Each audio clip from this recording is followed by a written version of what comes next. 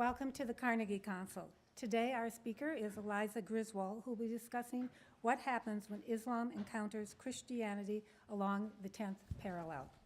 I'm Joanne Myers, Director of Public Affairs Programs, and it is my pleasure to be hosting the first Public Affairs program of this season. I hope you all had a good summer and are looking forward to attending the variety of interesting programs that I have lined up for the fall. To begin the year, I'm extremely pleased to welcome Eliza Griswold to the Carnegie Council. As many of you know, over the years, the Carnegie Council has hosted a number of programs on religion and politics. Eliza's discussion, based on her book, The 10th Parallel, Dispatches from the Front Line Between Christianity and Islam, will be an interesting addition to this series, especially for those who are trying to make better sense of the relationship between the rise of Christianity and the swelling of Islamic populations in Africa and in Asia. In the 10th Parallel, our speaker, who is an award-winning investigative journalist, explores what happens when Christianity and Islam meet, collide, and clash along an invisible faith-based fault line dating back centuries. This 10th parallel is a line of latitude that serves as both a geographic and ideological divide. In turning her eye towards this invisible boundary, Eliza records how each religion has been shaped over time.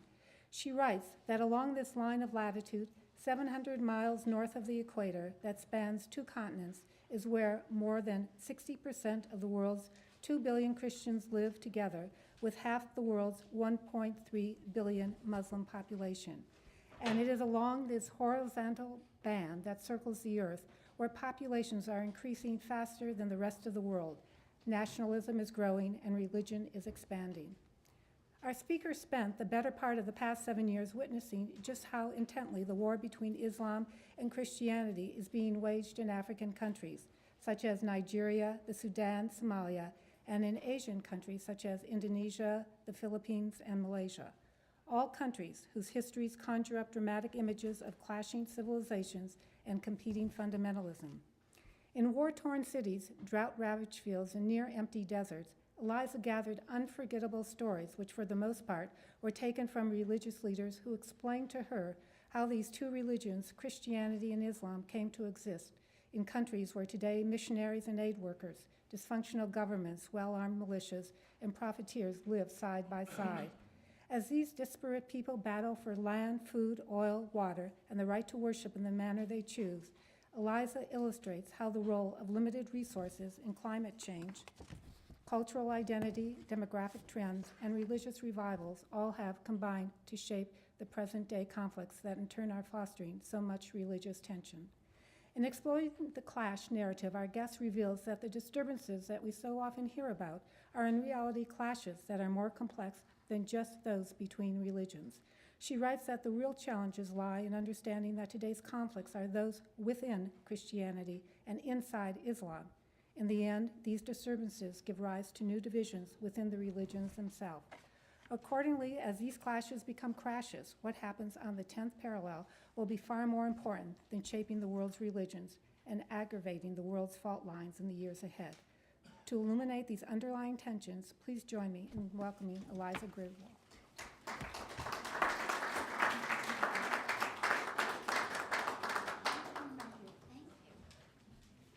What a terrific introduction. I really don't have to give the talk now. Really, I can't think of anywhere I would rather be. Thank you so much for having me. Very much my interest in this work has been the question of ethics in our foreign policy, and that's certainly where I began doing this reporting. I began reporting this book in 2003 in the fall when I went with Franklin Graham, Billy Graham's son, to Sudan. Now, Franklin Graham leads a $500 million evangelical empire, and he had been working for 20 years in Sudan, but in the south of this line, the 10th parallel, because the British divided Sudan on the 10th parallel in 1904.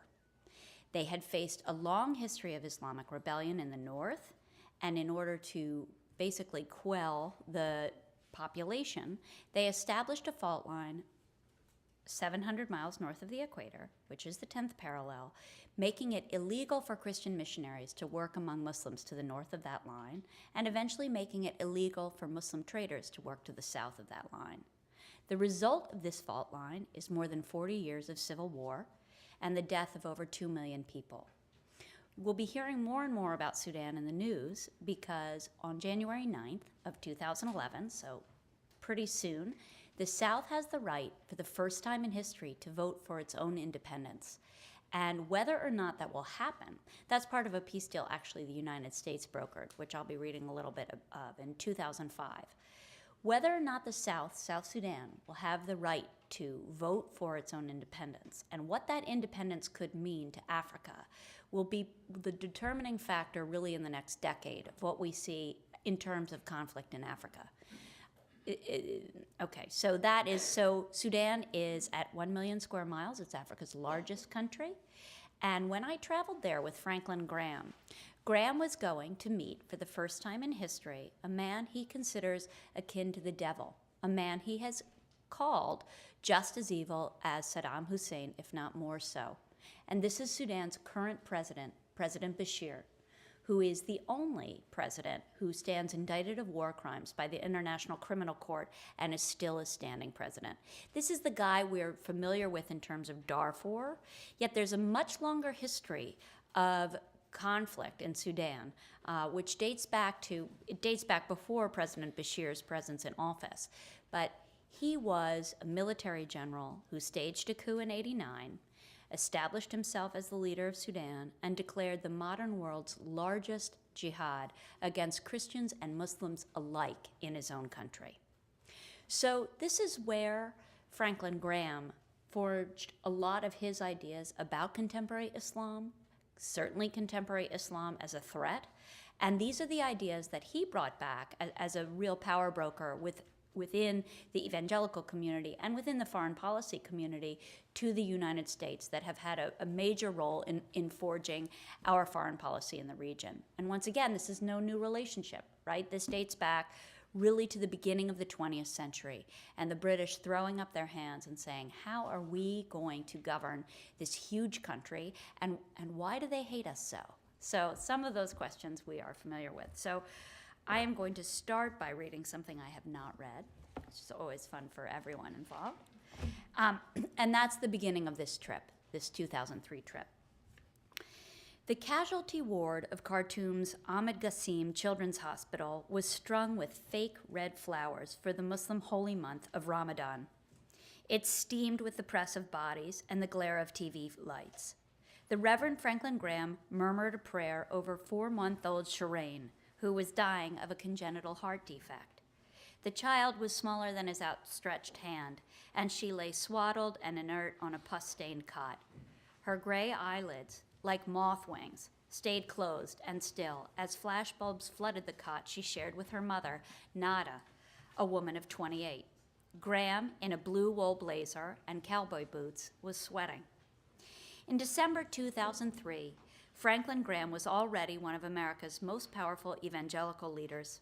At 57, he was also the eldest son of Billy Graham. Known as the personal pastor to George W. Bush, Graham was poised to inherit his father's $200 million a year organization, the Billy Graham Evangelistic Association, and he already ran one of his own, Samaritan's Purse, a $175 million a year worldwide evangelical Christian relief and development organization founded in 1970. For more than 2 decades, Franklin Graham had provided relief and medical aid in southern Sudan, but this was his first trip to the northern capital of Khartoum. Graham, a Bush pilot who had flown his own Gulfstream to Sudan, was going to meet his enemy, President Bashir, a man he had called just as evil as Saddam Hussein. In the late fall of 2003, that simile had particular weight, since America was soon to invade Hussein's Iraq and had already deposed the Taliban regime in Afghanistan. President Omar Hassan al-Bashir, a former general who had seized power in a 1989 military coup and then declared jihad against the South, had already begun to wage attacks against the 4 people to the west in the formerly independent kingdom known as Darfur. But in Khartoum, word of the unfolding genocide was little more than whispered. Yet Graham had come to Khartoum at Bashir's invitation. the Sudanese regime was trying to curry favor with Washington and thus avoid being the next Muslim country America attacked.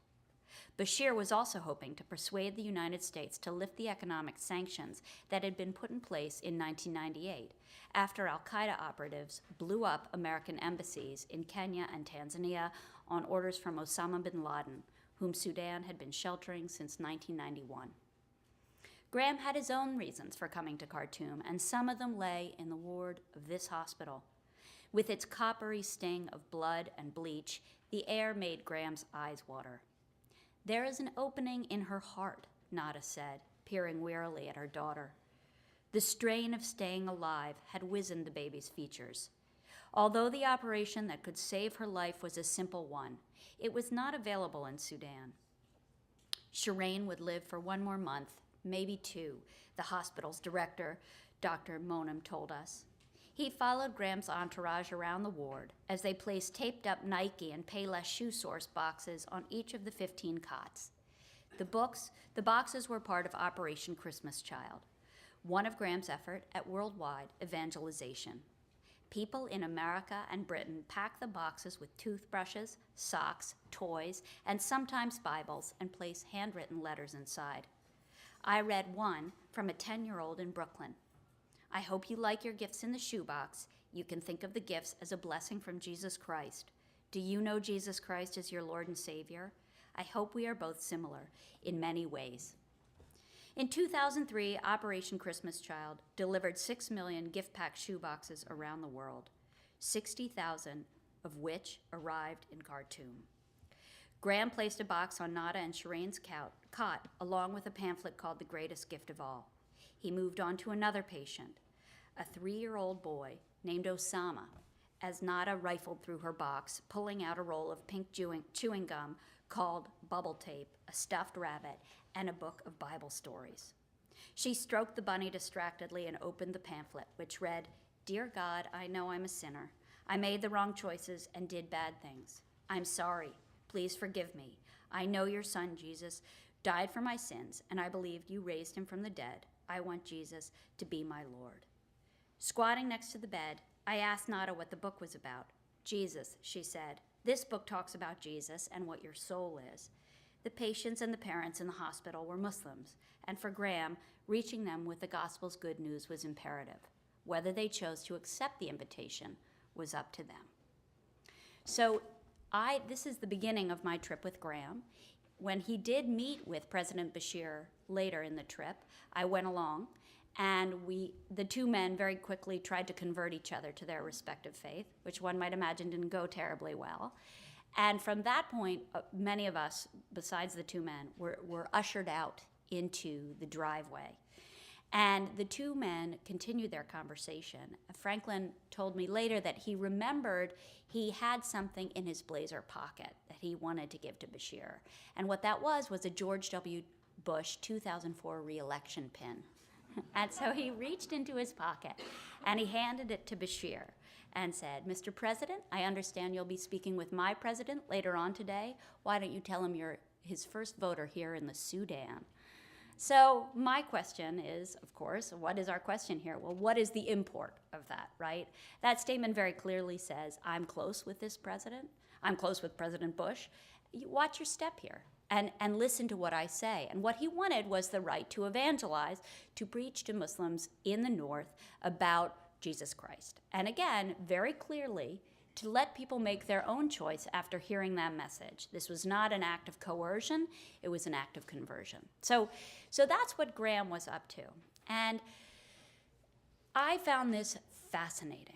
And I thought, you know what, we don't see very much in this country of how religion actually plays out as a force in people's lives. And so I thought what I would do is travel along this line, 700 miles north of the equator, the 10th parallel, and examine. At first I thought what I would do is go with a handful of Western evangelical leaders and see how it was they confronted Islam in the world. Very quickly, I realized that was not the way to do it, that the true story lay between Africans and Africans, Asians and Asians, not with a handful of white people. That was not the story. And why? Because as I began to travel along this fault line, I learned the stunning fact to me that 4 out of 5 of the world's Muslims live outside of the Middle East. They are not Arabs. They are Africans and they are Asians. And they live in these countries, and they live also in Indonesia, the world's largest Muslim country, with a population of 240 million people, 90% of whom are Muslim. So once I started to see how very real this fault line was, and in Africa, geographically, it ends where it does because this is the dry north of Africa.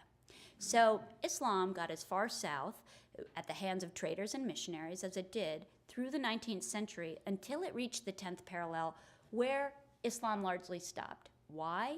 Because this is where dry land became wetland, and where the wetland began, the jungle began. And where jungle began, tsetse flies began.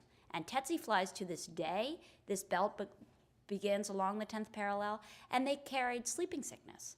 And so the horses and camels, who the missionaries and traders that were riding, their cars essentially, were killed off by this illness, and Islam could go no further south.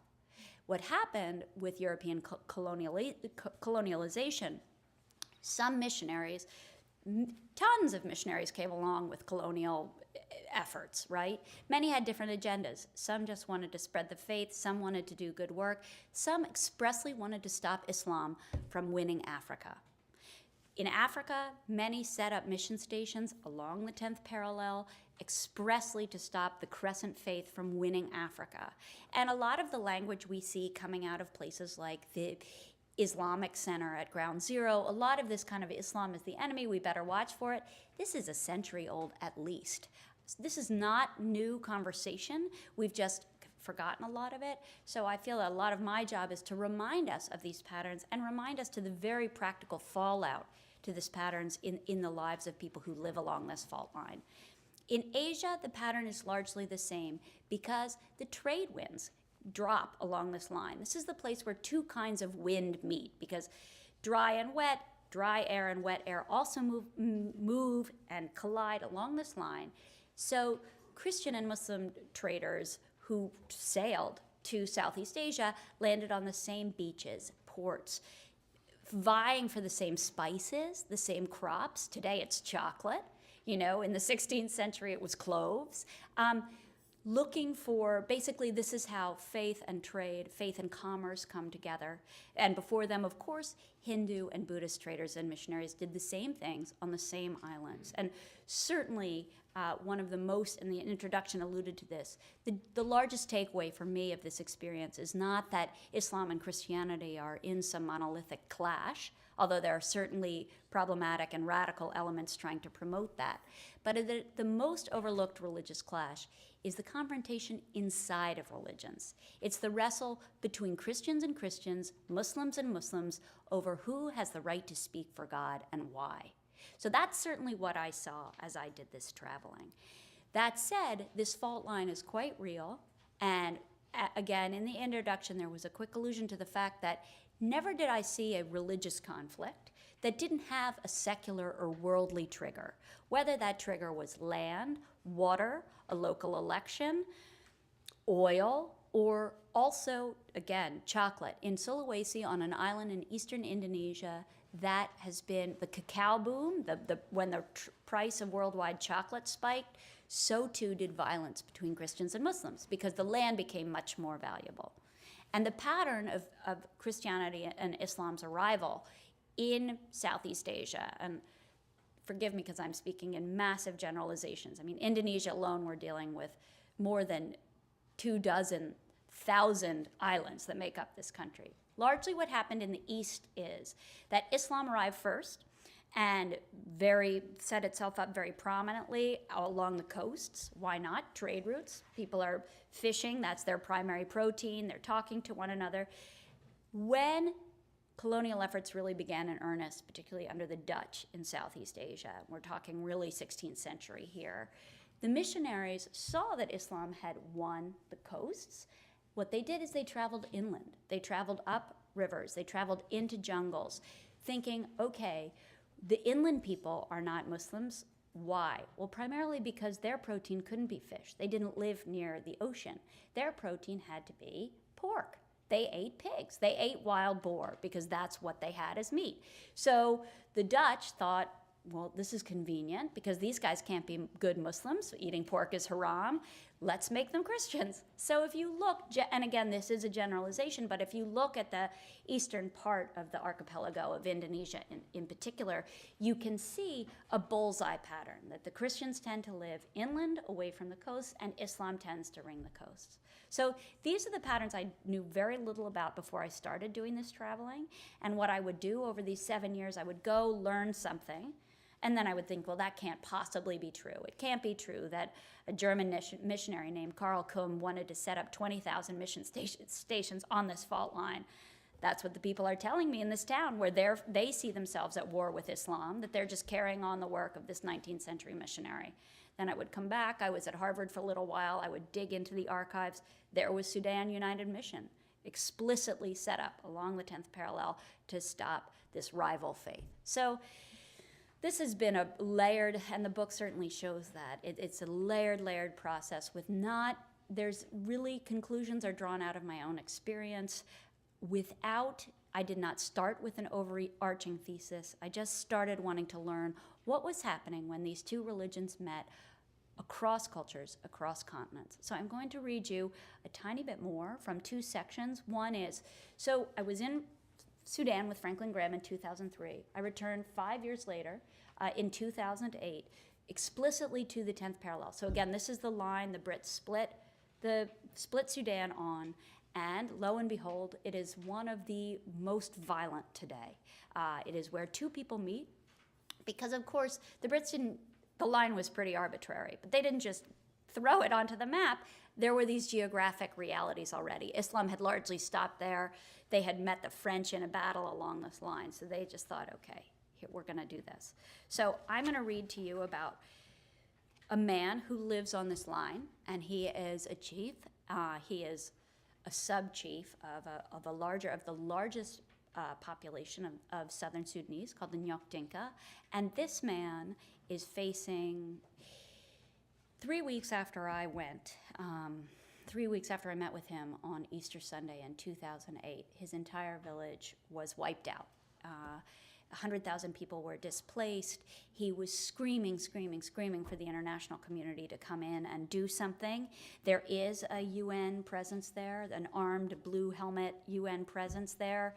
As is sometimes the case, the blue helmets withdraw into a base when violence begins. And so the man who you're about to meet lost everything he had. He is still alive, and he has returned to this fault line. We're looking in January at the exact same thing happening in the exact same way. So I'll read you a little bit about him. The chief was spending Easter Sunday in his hut, which smelled of stale smoke from a cooking fire and of something more glandular, panic. When the visitor from Washington ducked inside, the chief, a man in his mid-50s named Neol Padwat, rose stiff-kneed from a white plastic lawn chair. He had spent several days keeping watch against an approaching dust cloud kicked up by horsemen and jeeps. It would mean his village of Todaj, teetering on the fraught and murky border between northern and southern Sudan, was under attack again. He was grouchy and unkempt, his eyes pouched, his salt and pepper beard scruffy, his waxy green and yellow shirt stained with the tide lines of dried sweat. He glowered at the American visitor, Roger Winter, whose bare legs poked out from khaki shorts. One leg bore the scar of a snake bite he'd gotten not far away while helping to broker a peace on behalf of the United States. The 2005 deal was supposed to end nearly 40 years of intermittent civil war between northern and southern Sudan, which had left 2 million people dead. In some places, the peace agreement had staunched the bloodshed, allowing the South to form a nascent government that described itself as Christian-led. Under the terms of the deal, the North was supposed to make it attractive for the South to remain part of a unified Sudan by giving it a voice in the national government and a fair share of the oil revenues. But the North ignored most of the terms. The peace deal proved to mean nothing here on the boundary between the two Sudans, which jigs and jags like an EKG reading along the straight, flat latitude of the 10th parallel. The 10th parallel is the horizontal band that rings the Earth 700 miles north of the equator. If Africa is shaped like a rumpled sock with South Africa at the toe, and Somalia at the heel, then the 10th parallel runs across the ankle. Across the 10th parallel in Sudan and in most of inland Africa, two worlds collide. The mostly Arab Muslim North meets a black African South inhabited by Christians and those who follow indigenous religions, which include those who venerate ancestors and the spirits of animals, land, and sky. Today, the two northern and southern entities meet in Todaj, which marks the divide where these two rival worldviews, their dysfunctional governments, and well-armed militaries vie inch by inch for land. The village belonged to the South's largest ethnic group, the Nok Dinka. But in 2008, when Roger Winter paid Nyol Padwat a visit, the North was threatening to send its soldiers and Arab militias to attack the village and lay claim to the underground river of light, sweet crude oil running beneath the chief's feet. So that is Chief Padwat.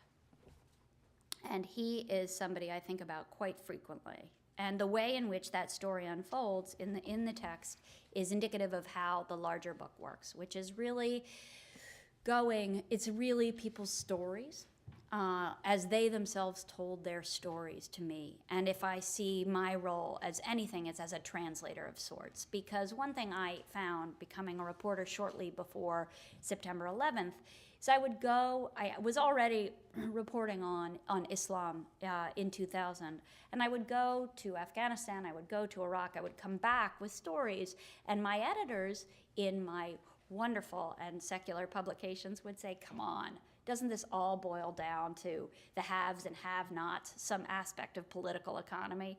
What does religion really have to do with it? And yet, when I traveled along this fault line to report back honestly and accurately what people themselves told me about their experience of violent clash was that religion had everything to do with it. So somehow we need to take more account for what people themselves who live their faith as the patterning force of their lives, both Christians and Muslims, and we're talking about the vast majority of populations at this point, how that truly factors into our worldview. Because the idea of a world developing towards secularism is over. If the world is developing in any direction, it's developing toward a more spiritual reality. That's because largely what's happening inside both Islam and Christianity at this moment are these massive revivals. There is a huge, we hear it, right? What is this about? Well, on both cases, this is about people finding a personal relationship with the divine. And that relationship then becomes unmediated by any kind of priest or imam. This is about my relationship with my God. Where that can become dangerous is when people feel they have absolute, accurate knowledge of God's will given to them through the literal word of their text, and that text says, everybody who is not you is going to hell. They are sinners at best, they are your enemy at worst. So I'm going to end with a brief moment of reading about one of these people, and just to return to this point of the clash within. This is a man I met and traveled with in Indonesia. So Indonesia, the world's largest Muslim country, there is a hot battle going on inside of Indonesia. People say to me, well, is Islam compatible with democracy? All one needs to do is look at Indonesia. Indonesia is the world's largest Muslim democracy, and it's functioning, right? Now, does that mean there's not violence within it? Does that mean different kinds of Muslims aren't vying for their control over who speaks for God? Very much no. And some of those people are very, very violent. And here is one of them. This chapter is called Beyond Jihad because the terms we see this clash through, the rest of the world's jihad is so familiar. It's thousands of years old, not 1,500 years old for many of these people. Christianity and Islam have met in Africa since 615 AD, since the Prophet Muhammad began preaching, got kicked out of Mecca by his own people, and sent his own followers to the court of a Christian king in Ethiopia for safekeeping. These religions in Africa know each other and in Asia very, very well. So jihad, we're late to the game with this term. This is a term very, very familiar and very, very fraught in many places, and Indonesia is one of them. A Muzak rendition of Beethoven's Ode to Joy echoed through the Jakarta airport's domestic terminal shortly after dawn on May 9, 2006. A 40-year-old man wearing knockoff Ray-Ban Wayfarers and an Al Jazeera baseball cap shuffled along with a large cardboard box poked with holes tucked under his arm. A minor celebrity within the world of international jihad, Farheen Ibn Ahmed, aka Yasir, was barely known outside of it. He was renowned for his violent pedigree, although few people other than militants would have recognized his broad hangdog face. He sidled up to a plainclothes security officer and thrust the box toward him. "Will the X-ray machine kill them?" he asked. The officer pulled back one of the box's dog-eared corners to reveal a pair of rabbits, mottled black and white, noses twitching wildly at the unfamiliar smells of stale coffee and perfume. Ibn Ahmed, Ibnu in Indonesian, like bin in Arabic means son of, wanted to know if he should check the rabbits or if he could carry them onto the plane. The officer glanced up from the rabbits to Ibn Ahmed's face, half hidden beneath the baseball cap. Though I was there to meet Ibn Ahmed, I scooted furtively to the other side of the corridor, certain he was about to be arrested. The rabbits should have been the least of the security officer's concerns. Ibn Ahmed was a killer and a member of Jama Islamiyah, a lethal group of Southeast Asian militants most notorious for the 2002 Bali bombings, which left 202 people dead. The militants' ties to al-Qaeda were precisely through men like Ibn Ahmed. Thank you.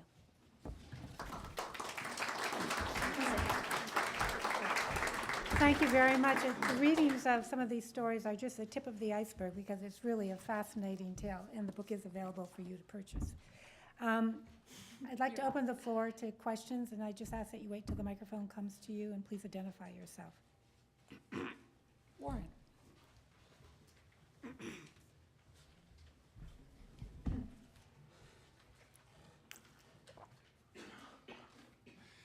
Warren Hogue, International Peace Institute.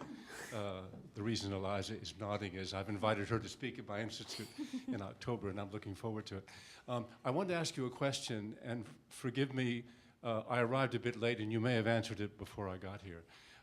The New York Times rave Sunday book review of your book cited as one of its great values the fact that you've been pointing out in the last minutes here, that whereas a lot of Americans sort of think of the Middle East as the home of Muslims, that your book talks about Malaysia, Indonesia, countries like that, where actually there are more numerous Muslims than there are in the Middle East.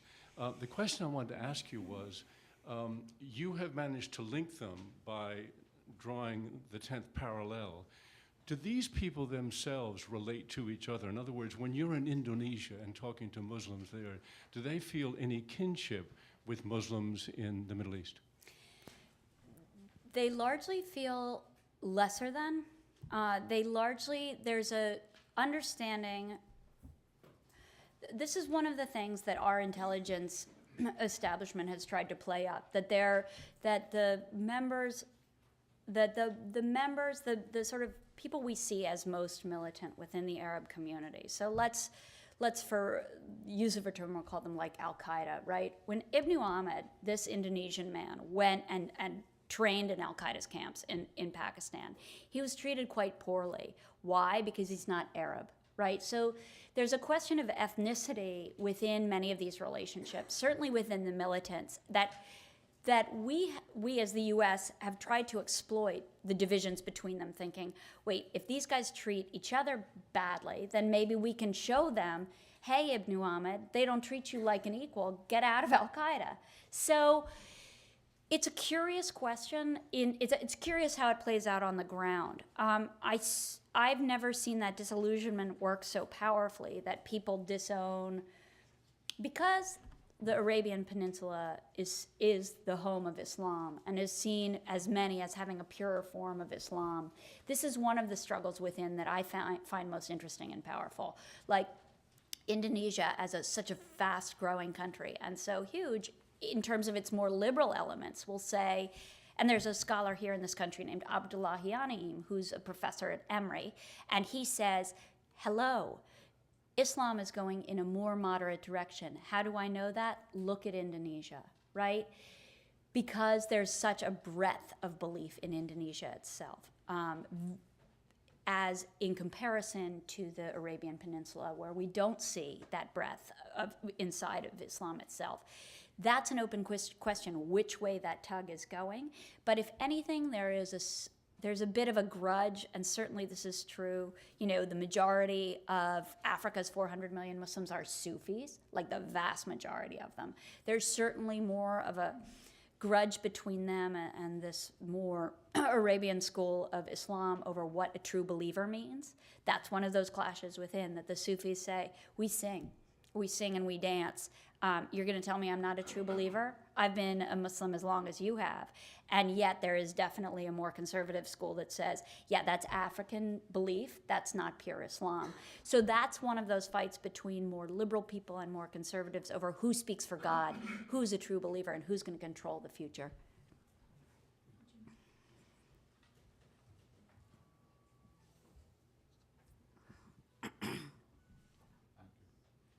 James Starkman.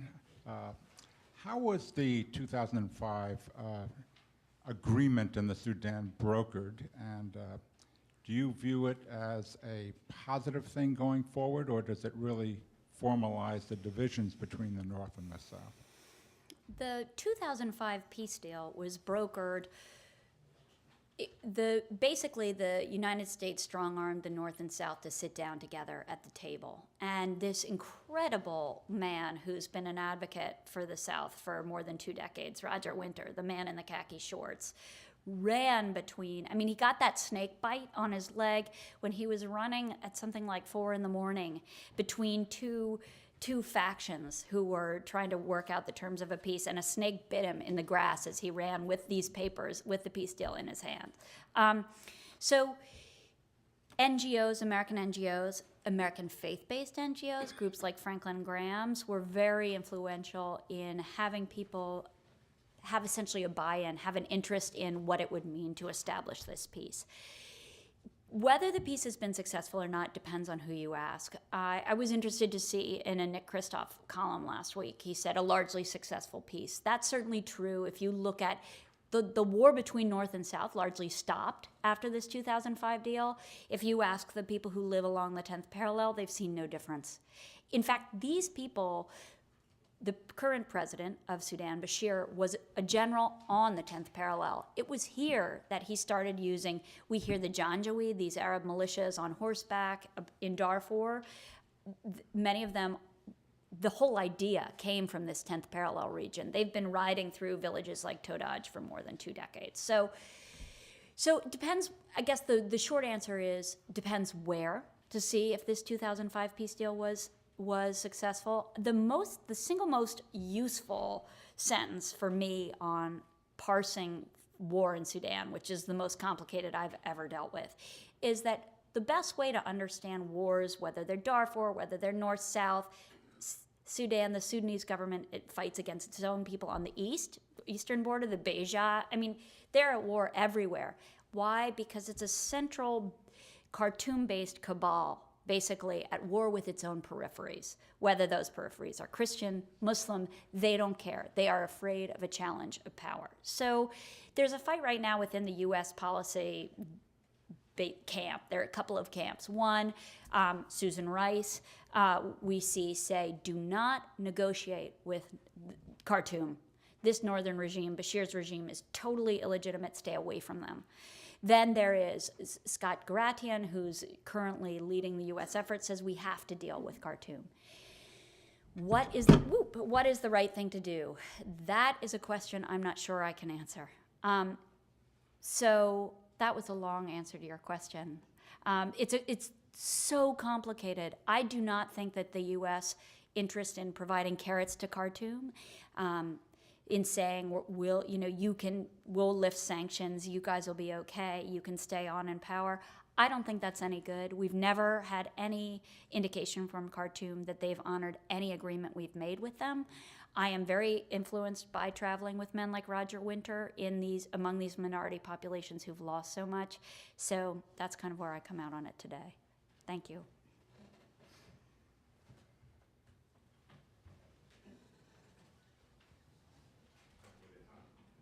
Eliza, could you go into a little more detail about the referendum coming up early next year?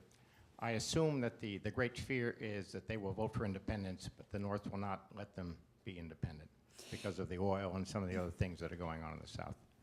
Okay, so on January 9th, as part of this 2005 deal, the North had to allow, what the North signed off on, what Bashir signed a document saying in January of 2011, the South, which sees itself as very independent, has its own quasi-government, has a government. It's not very functional, but it has its own government. The South will have the right to vote whether they want to stay part of us, this rapacious government, right, for the first time in history. We fought, 40 years of war between them. The South will have a right to be independent.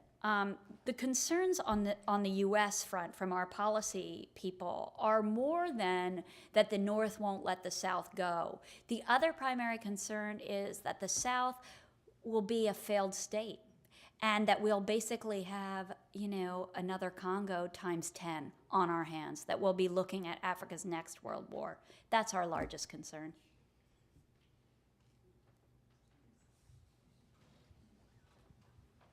I spent a good deal of time in the Sudan. Pardon? Could you identify yourself? Bill Bruce, I retired. I spent a good deal of time in the Sudan in the 60s and 70s. We were going to put a battery plant in there, and I lived in Indonesia and Singapore at that time. And we didn't put it in because we sensed the population was growing like crazy, and the Darfur people would move east, and what happened.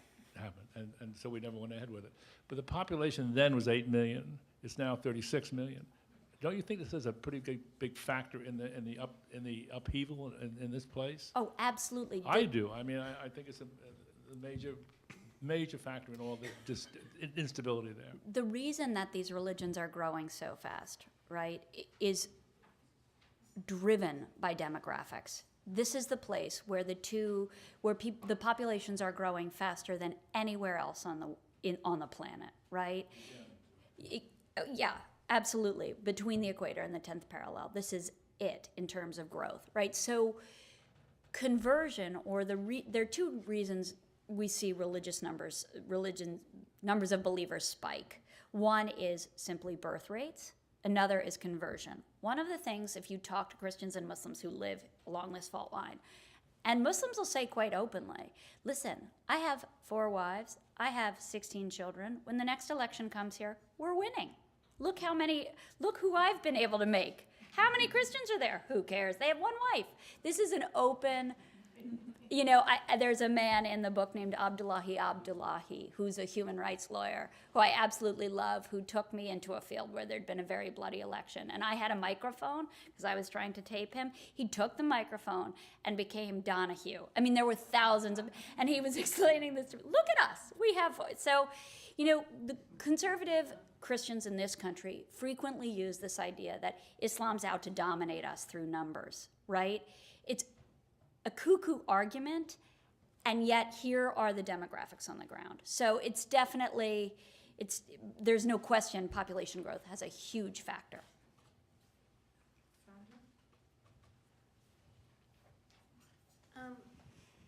Sandra Stein. Trying to understand all the dynamics, like I'm in Mars and looking at all these crazy fights. Do you think that the demographics, it leads to a dysfunction? So many children, so hard to manage. Religion becomes an outlet. I'm trying to look at what's the underlying dynamic for this dysfunction? How do we move to a more peaceful planet? Is it prosperity? Is it, what's the underpinnings? If there were only one dynamic, we'd be in a much better situation. Part of the reality that I didn't touch on at all today is that these are failed states, right?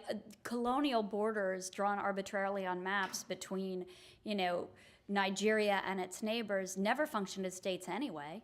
So what I've seen is that the world is really breaking down on tribal lines, and the greatest of those tribes is religion, because it gives a local significance and a global significance.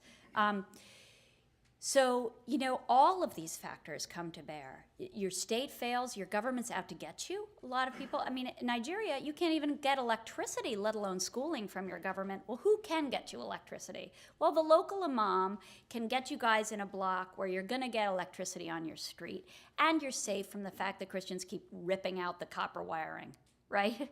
So, what could be that this identity comes to bear in every local reality and then the larger global one, which is we are familiar with the idea that, like the idea in Nigeria for many Muslims, right?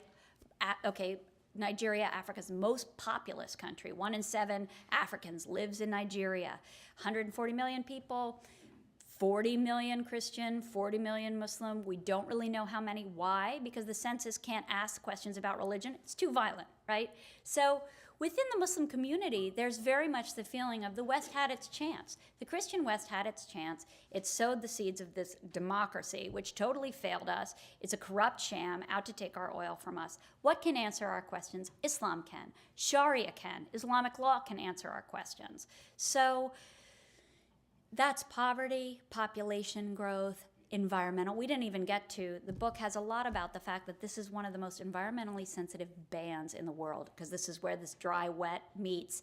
The storms that are generated in this zone spin westward. They spin off the west coast of Africa at Cape Verde. They cross the Atlantic Ocean, and if they're really, really strong, they strike our east coast as hurricanes. So that is just, there isn't a single factor. I would say, that education, it really, 23 million Muslim kids in Nigeria alone have absolutely no schooling. And if there's schooling at all, they work as beggars for this a local teacher who's called an al-Majri teacher. It's kind of like a madrasa. So education, education, education, that's where I would begin. And also the other thing that I've seen is successful is when you bring a third element into a conversation. There's a pastor and imam in northern Nigeria. Pastor's got one arm because the imam's boys lopped his arm off in fighting about 15 years ago. The men now work together. They are self-avowed fundamentalists. Each believes the other's going to hell, no questions asked. They are peacefully holding together a town called Kaduna, which means crocodile. One of the ways they do this, they supply green stoves to a local group of women, Muslim and Christian alike. When you bring in a secular element and it's about mutual survival, I've seen communities start to rebuild each other very quickly. Bill?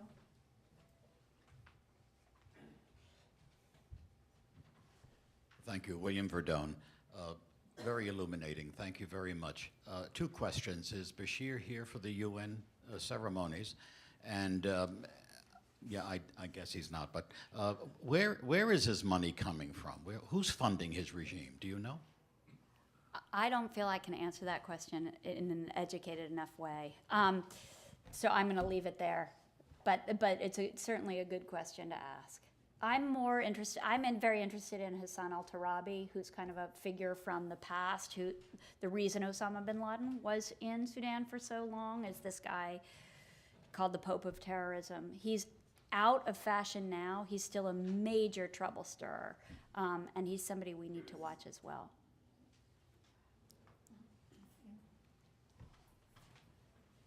Yes, I too want to thank you. It was fascinating. Could you identify yourself, please? Oh, yes, I'm sorry. Ann Phillips. I'm on the board of the International Peace Institute. I had the opportunity, which I'm very grateful for, of having met John Garang, and who was a powerful personality and revered, as you know, in southern Sudan, and who sadly was killed in a plane crash, a few days before this agreement was signed. Well, I can't ask you what would happen if he were alive, obviously, but is his legacy used? Is his memory called upon? Tell me, does he still play a role in what's going on in the South? So John Garang would have been the president of South Sudan now, an incredibly charismatic figure who had led the South in this civil war against the North. Curiously enough, I hope this isn't too much of a diversion.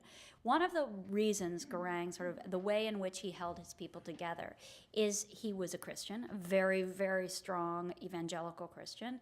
He believed, this is historical truth, that Christianity had been in Sudan since around 37 AD, 4 years after the death of Jesus Christ, right? Because this is when, in the book of Acts, the Apostle Philip converts, has a moment with a Sudanese eunuch. I'm going to keep this short. There's a eunuch. He's in Jerusalem. He's reading aloud, as all reading was done at the time, and he's reading the Old Testament. He's reading the Torah. And Philip hears him and says, "Do you know what you're reading?" Anyway, the eunuch ends up converting, being baptized in a roadside river. Sudanese story has it that that eunuch, goes back to Sudan and brings Christianity there. Whether Christianity came in 37 AD or within 50 years after that, there's no question that Christianity has been in Africa that long and in Sudan. That is a major rallying point and a spine of shared identity for the southern Sudanese to this day. Numerically, there are a ton of Christians. There are also a ton of indigenous believers, right? So not the whole South is Christian, which we sometimes hear, oh, Christian South, Muslim North. Not really. Christian is the South's a lot of things. Okay, so Garang used this story as a way to keep his people together. In terms of practicalities, his legend, I've met with his widow, who's an incredible figure. He was very ethically clean. Too bad he's gone. Salva Kiir, who is his number 2, is now the president, not as clean. Hard to get behind in the same way.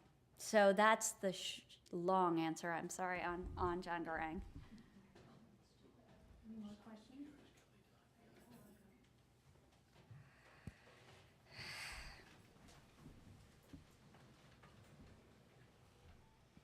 Hi, Akiko Ikeda from the United Nations. I have a question with regard to the interfaith dialogue.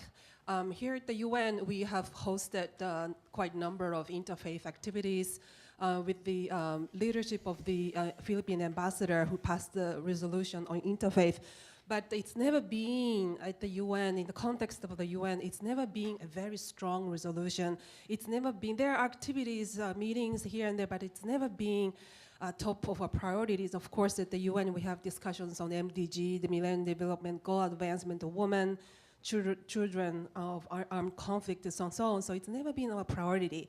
In your view, do you think interfaith dialogue is effective? And how do you think this can be done more in a stronger way? Okay, I'm going to say something somewhat controversial, but as I grew up as the child of a priest who was engaged in a lot of interfaith dialogue, I feel informed in saying this. Interfaith dialogue is largely a waste of time because it's not substantive. Well, I believe that. You do? I believe that. End of conversation. What works is when you bring in a third element. You bring in a local school, a playground, a water project, something that people have to work together on in practical ways in order for their community to benefit. And it's only through establishing those, like you and I are looking at each other like this. Well, if we stand next to each other and look at the thing in front of us and learn how to talk about that thing, that I have actually seen practically work, and in post-conflict situations. At the same time, in most of these places, certainly along the 10th parallel, political leaders are so corrupt and they have no respect among local people. A lot of them we like because we can control them or we can talk to them.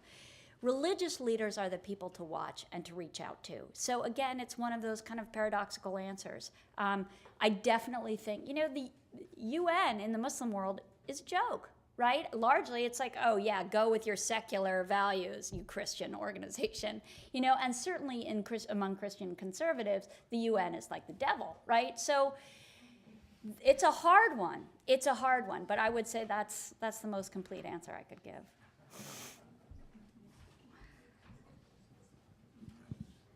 Mel Atlas, how does an African Muslim feel about all the murdering of Muslims in the Middle East? In what term of Yeah, murder? like in Iraq, when they're blowing up the people in the squares, how do they feel about all of that? Well, it depends if you're asking a Muslim, a Shia, or a Sunni African, or a Sufi, because they're going to have a relationship with whoever's getting killed vis-a-vis that larger global connection. Does that make sense? So if you ask a Nigerian Shia, which is one of the kookiest groups I've ever seen, these guys have just adopted the Shia basically identity. Some have studied in Iran, right? They're basically reformers. They very much feel aligned with Iran. They are having a violent confrontation with their own Sunni neighbors over ideology that has been imported. When the Danish cartoon riots happened, more people were killed in Nigeria than any other country. These are the kind of divisions that we need to watch more closely. Maybe one more question? One more question. Last question. Second chance. I'm still William Verdone for the longest time, but nevertheless, could I fairly say, and can you corroborate this? Do you think it's imploding? Do I get a sense that a civil war is going to break out among these factions, and then we'll all be okay afterwards? What's your impression on that? I would be more concerned about the social civil war that's going on inside American Christianity, because we're paying no attention. And since when did conservatives get the right to speak for God? That's a fight we've got to start. And if I've seen another hopeful sign is that from Indonesia, and Indonesia did it earlier than we did, moderates became tired of letting radicals own the conversation, right? Basically what we see is two extremely vocal radical sides shaping this divide. You know, we have cuckoos trying to burn the Quran, we have Osama bin Laden, and what do we see of the Muslim world? We see Osama bin Laden. What do most of the world's Muslims see of the West? They see this cuckoo Quran burner, they see missionaries, soldiers, and Britney Spears. And that's who they think we are, right? So do I think that's leading to a huge civil war? No. Do I think it's time that moderates speak up and say, excuse me, I'm not Britney Spears? Very much so. Okay. Thank you very much.